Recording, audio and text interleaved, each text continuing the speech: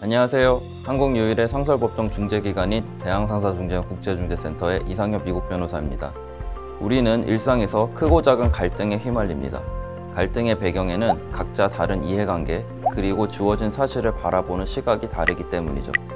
사회가 복잡해지고 그만큼 이해관계 대입도 첨예해지면서 우리 일상생활에서 크고 작은 갈등이 발생하는 것은 이제 어느 정도 피할 수 없는 일이 됐습니다.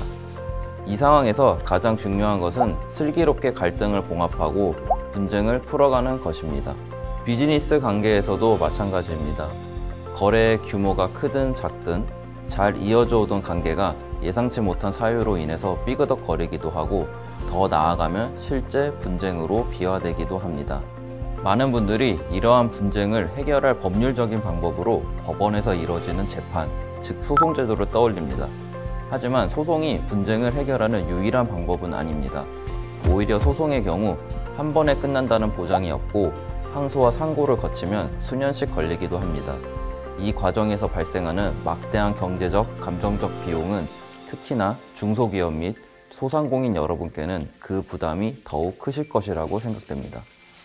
이러한 부담을 덜기 위한 방법으로 여러분께서 소송이 아닌 대체적 분쟁 해결 제도 중 하나인 중재제도를 오늘 소개해 드리려 합니다. 더불어 대한상사중재원이란 곳은 어떤 업무를 하는 곳인지를 살펴보겠습니다. 먼저 여러분께 한 가지 질문을 드려보려고 합니다. 과연 중재가 뭘까요? 여러분께서 아마 중재라는 단어를 일상생활에서 많이 들어보셨을 테지만 보통은 사전적 의미로만 알고 계실 겁니다. 이는 보통 분쟁에 끼어들여서 쌍방을 화해시킨다는 의미로 통하기도 합니다. 부모가 부부싸움을 할 때 아이들이 좋은 중재자 역할을 하는 것처럼 말이죠. 하지만 법적인 의미의 중재는 그 의미가 사뭇 다른데요.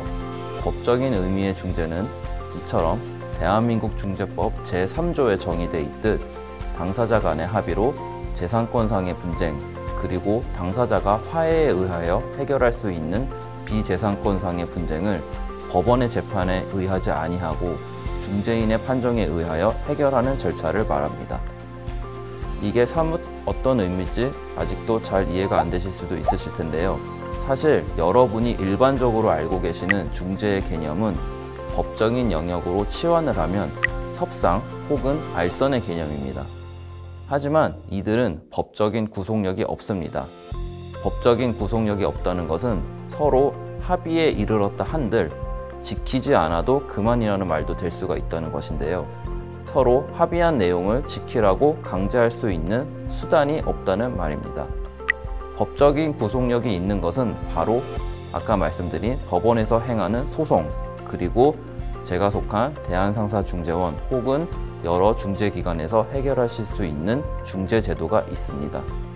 그럼 소송제도와는 구체적으로 중재제도가 어떤 점이 다르고 왜 소송제도 대신 중재제도가 사용돼야 하는지 살펴보겠습니다. 중재는 원칙적으로 당사자 간의 합의로 언어, 적용준거법 및 분쟁 해결 절차의 거의 모든 것을 스스로 정할 수 있다는 특징이 있습니다. 즉, 양측의 의사에 따라서 자율적으로 제일 적합한 분쟁 해결 절차를 고안할 수 있다는 뜻입니다. 특히 세계화된 현대사회, 국내 기업의 해외 진출이 확대되면서 해외 업체와 국제거래 시 크고 작은 분쟁 또한 증가하고 있는데요. 복잡하고 다양한 국제 분쟁을 해결하는 데 있어서 여러분께서는 국제중재제도라는 것을 꼭 알고 계셔야 합니다. 해외 법원에서 낯선 분쟁 해결 절차를 거쳐서 분쟁 해결까지 수년이 걸릴 수 있고 현지 언어로 잘 응대할 수 있을지 걱정이 되곤 하실 겁니다. 이 과정에서 당연히 막대한 경제적, 감정적 비용이 발생하게 되고 이는 특히나 중소기업과 소상공인 여러분께 큰 부담으로 다가오게 될 것입니다. 예를 들어 한국 기업이 중국 기업과 분쟁이 발생했다고 가정을 해보시죠. 한국 법원에서 소송을 제기하는 경우 한국 기업 입장에서는 한국어로 소송 절차를 진행할 수 있는 장점이 있고 익숙한 한국 민사소송법이 적용되다 보니 큰 문제가 없으실 겁니다. 하지만 만약 중국 상대방의 중국 내 재산에 대해서 권리를 행사하셔야 될 때는 중국 법원에 소송을 제기해야 하시고 그때는 중국의 인민법원이라는 곳에서 중국어로 중국의 법에 따라 사건을 해결해야 하는 애로사항과 막연함이 있을 겁니다. 당연히 현지의 변호사를 선임해야 하는 번거로움도 있으실 거고요. 이처럼 해외 파트너와 분쟁이 발생했을 때는 상대방 국가의 법원에서 익숙하지 않은 언어와 법으로 분쟁을 다투기보다는 대한상사중재원과 같은 공신력 있는 중재기관에서 국제중재제도로 문제를 해결하는 것이 모범 답안으로 꼽히고 있습니다. 이러한 중재 판정은 법원의 판결과 동일한 효력을 지니는 것은 물론이고 뉴욕 협약이라고 하는 국제협약에 따라서 전 세계 168개국 법원에서 중재 판정의 효력 및 그에 따른 강제 집행이 승인되고 있습니다. 또한 중재 제도는 항소와 상고를 거쳐서 3심제까지 갈 경우에는 길게는 몇 년 동안 지리멸렬한 다툼을 이어가야 하는 소송 제도에 비해서 동일한 법적인 효력을 지니고 있으면서도 한 번에 끝나는 단심제이기 때문에 상대적으로 시간적, 경제적 비용이 적게 듭니다. 일반 소송 재판에서는 판결을 내리는 판사 혹은 재판부가 임의로 정해지고 신급별로도 매번 달라지는 것에 비해서 중재제도를 통하면 당사자 자체를 존중하는 원칙에 의해서 직접 중재인을 선정할 수 있는 것도 큰 특징입니다. 직접 중재인을 선정할 수 있다고 하는 것은 분쟁이 관련된 분야의 전문가를 직접 선정할 수 있다는 얘기고요. 이들은 해당 분야의 특성 및 상관습을 고려한 판정을 내림으로 합리적인 결과를 기대하실 수도 있습니다. 그리고 중재는 무엇보다도 비공개가 원칙이기 때문에 기업의 영업비밀이나 기업 평판이 중요한 입장에서도 반드시 고려해야 할 제도입니다.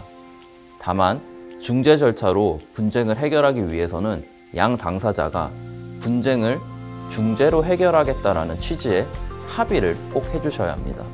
보통 이러한 합의라고 하는 것은 계약서에 분쟁 해결 조항 혹은 중재 조항이라는 이름으로 포함이 돼 있습니다.